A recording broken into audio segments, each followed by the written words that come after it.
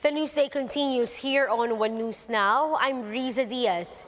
Presidential candidate Leni Robredo promises to have an accessible government if elected, as she and her running mate Senator Kiko Pangilinan revisited the vote-rich province of Batangas for the third time. Ryan Ang with the details. It was a busy Saturday for Vice President Leni Robredo and Senator Kiko Pangilinan as they went back to Batangas ahead of the May 9 elections. This is the third time that Robredo went to the 7th most vote-rich province during the campaign season. The tandem met with supporters and attended sectoral meetings in Sugbu, Tuwi, and Lemery, where they were endorsed by local officials, including Lemery Mayor Geraldine Ornales and Congressman Rani Abu. Robredo also answered questions about her plans for solo parents, contractualization, agrarian reform, and the educational system in different sectoral meetings. The tandem also went to Lipa City, where they were warmly welcomed by Senator Robredo and Batangas 6th District Representative Vilma Santos in their home. After this, they visited the Taal Basilica, where they were blessed, and the Paring Batangas para kay Leni, or parable composed of 118 priests of the Archdiocese of Lipa, signed the statement of support for the tandem. Nagpapasalamat po ako sa mga kaparian ng Batangas dahil kanina pong dumaan kami sa Taal. Inendorso po kami ni Senator Kiko 118 na pare ng Archdiocese of Lipa. Ang sabi po nila, handa sila sa anuman na ibato sa kanila dahil alam nila na ang ipinaglalaban natin ang katotohanan sa kakabutihan. Kaya po sa inyo lahat, mga Batanggenyo, maraming salamat ulit. The tandem also visited the municipality of Santa Teresita.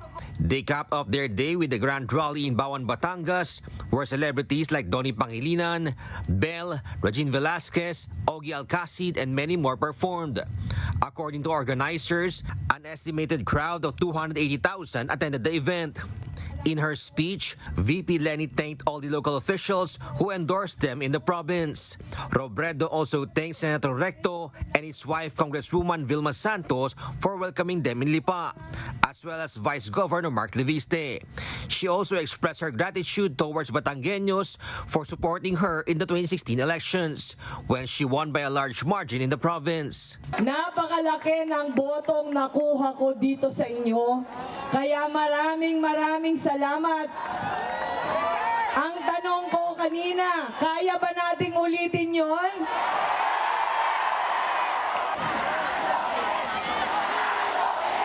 Maraming salamat.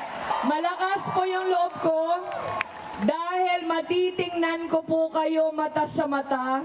Masasabi ko po sa inyo, hindi ko sinayang yung tiwala na binigay ninyo sa akin noong 2016. Robredo also promised that if she is elected, the administration will always be there for the people. Gusto po naming iparamdam sa inyo na ganito yung aasahan yung pamahalaan namin ni Senator Kiko. Gobyerno yung lalapit sa inyo. Hindi kayo mahihirapan humingi ng tulong dahil sisiguraduhin namin na may mga programa tayong nakaabang sa lahat na klaseng pangangailangan na meron kayo. VP Leni closed her speech with an optimistic view of the May polls. Mula po bukas, 7 araw na lang ang natitira para magkampanya. Alam ko marami na kayong sakripisyo yung mga nagdaang araw.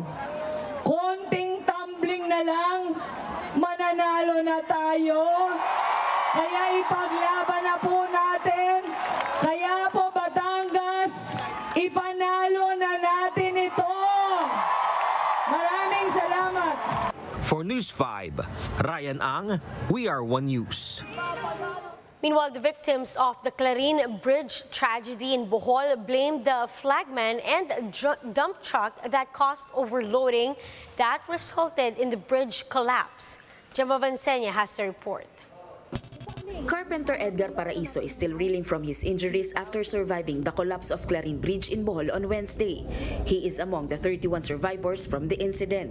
Paraiso said he was riding a tricycle and was pinned down by a car when the bridge collapsed. He added if it were not for those who rescued him, he probably wouldn't have survived the tragedy. Naipit ako sa ilalim, tagal ako nakuha. Hindi ko malaman, basta malaking matigas. Wala na, sabi ko, ba matutulog na siguro ako dito. Pagsisid nila, ganun-ganun lang yung kamay ko, naawakan nila. Pag-awa ko, hindi na ako bumitaw. So, meron talaga, sisid naman sila. Dami na nila. Tapos pag nakaano ako, doon na lang ako hinatak. Meanwhile, tricycle driver Jobert Piquet was able to swim to shore after falling to the Lobok River. Hindi na kami nakatalon. Bumagsak din kami doon sa tubig. Tapos, pabagsak namin, lumungon na ako pataas. For the victims, the only ones to blame are the bridge flagman and the dump truck that caused the bridge to overload. They also say that the bridge contractors should be held liable. Pinipilit nila yung kung mapapasok yung dump truck. Ang dami na namin nakahilira sa tulay, puno kami. Marami na puno kasi yung tulay, palyado na, dapat na, hindi na daanan ng malaki.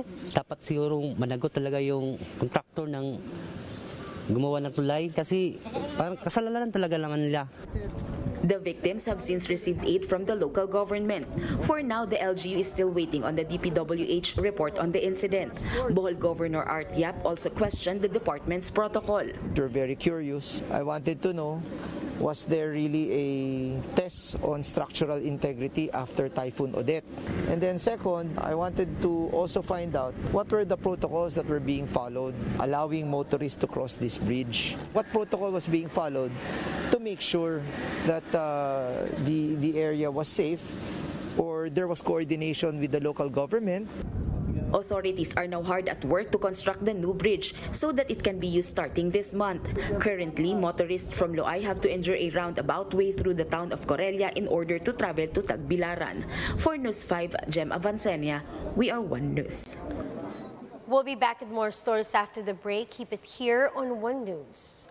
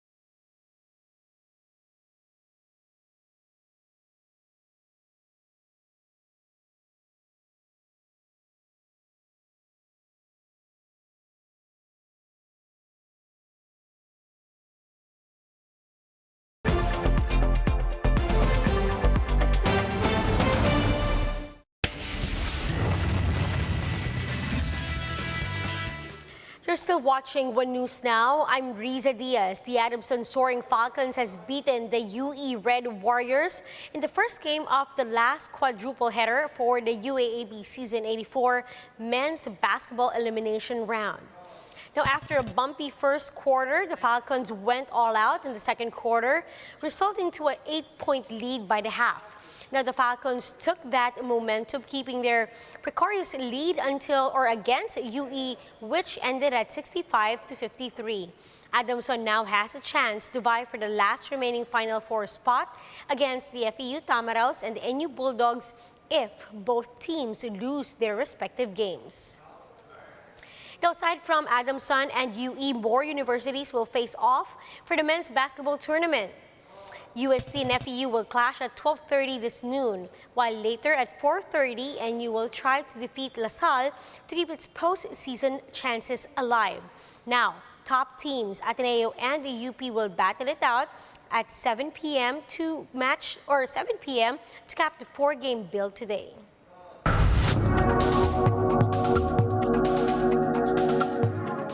In Haiti, people took to the streets of Port-au-Prince to protest recent gang violence that left at least 20 people dead. People are now calling on the government to put a stop on the violence. More on this Bloomberg Quick Take.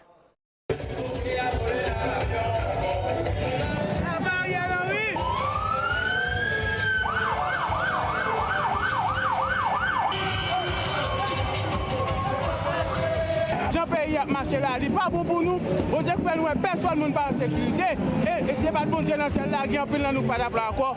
Nous dit dégagez, prends la ria, vinn pour les bétons pour nous dire Ariel Henry, retirez quoi là. Pas grand non mais m'a demandé justice pour la vie, pour me joindre côté pour me passer pour pays à de liberté, pour nous travailler, pour tout nous travailler pour aider.